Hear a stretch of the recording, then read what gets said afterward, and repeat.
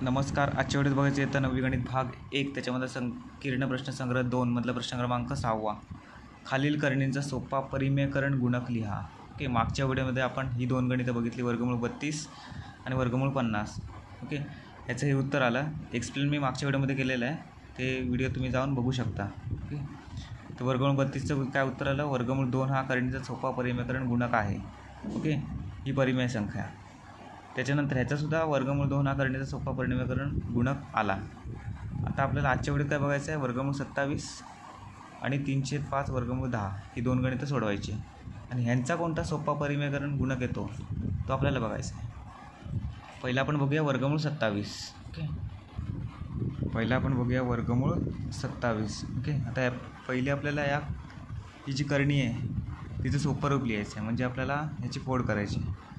तर कशाने पण फोड करूया? 2ने काय भागाकार जात नाही याला, तर मग 3ने गुणूया. 9 त्रिक 27. ओके, आता 9 कोणाचा वर्ग आहे? 3चा वर्ग आहे, तर 3ला आपण बाहेर काढूया. आतमध्ये शिल्लक करायला वर्गमूळ 3. आता वर्गमूळ 3 याच्यामधलं जे वर्गमूळ चिन्ह घालवण्यासाठी आपल्याला काय करावं लागेल? ह्याला वर्गमूळ 3ने गुणावं लागेल. ओके, 3 वर्गमूळ 3 गुणिले वर्गमूळ 3. आता हा काय झाला? करणीचा सोपा परिमेयकरण गुणक झाला.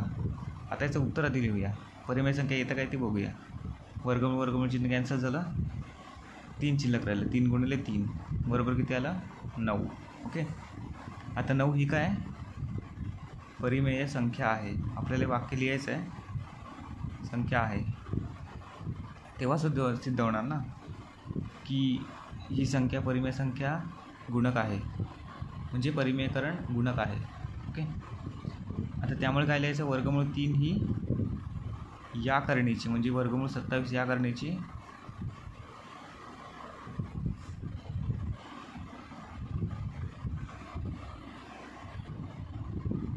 परिमेयकरण गुणक आहे. ओके, हे झालं आपल्याला तिसरं गणित. आता आपण चौथं गणित बघूया.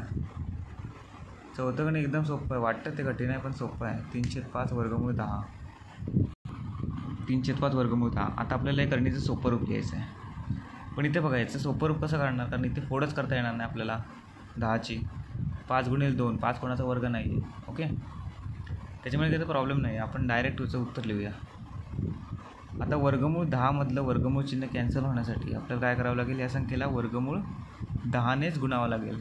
ओके, इथे जितकी संख्या असेल तितक्या संख्येने याला गुणायचं, म्हणजे वर्गमूळ चिन्ह कॅन्सल होतं. शिल्लक करायला 3/5 वर्गमूळ चिन्ह कॅन्सल झालं, गुणिले 10 शिल्लक राहिलं. ओके, आता 5ने भाग जातो याला, 5 × 5 5 दुणे 10. शिल्लक करायला 2 आणि 3 दोघांचा गुणाकार करायचा, 3 दुणे 6. ओके, आता 6 ही संख्या काय आहे? ही परिमेय संख्या आहे. ओके, ही परिमेय संख्या आहे. आणि ही जी करणी आहे, या करणीचा सोपा परिमेयकरण गुणक कोणता आला आता? वर्गमूळ 10. ओके, कारण ह्याने आपण गुणलं ना, म्हणून आपलं शेवटचं वाक्य काय लिहायचं? वर्गमूळ 10 आहे काय? ही संख्या या करणीची, म्हणजे 3/5 वर्गमूळ 10 या करणीची परिमेयकरण गुणक आहे. ओके, हे आपलं शेवटचं वाक्य इथे लिहायचं आहे, तेव्हा आपलं हे गणिताला पैकीचे मार्क मिळतील. ओके, आता पुढची दोन गणितं आपण नेक्स्ट व्हिडिओमध्ये बघूया, 5वं आणि 6वं गणित. धन्यवाद.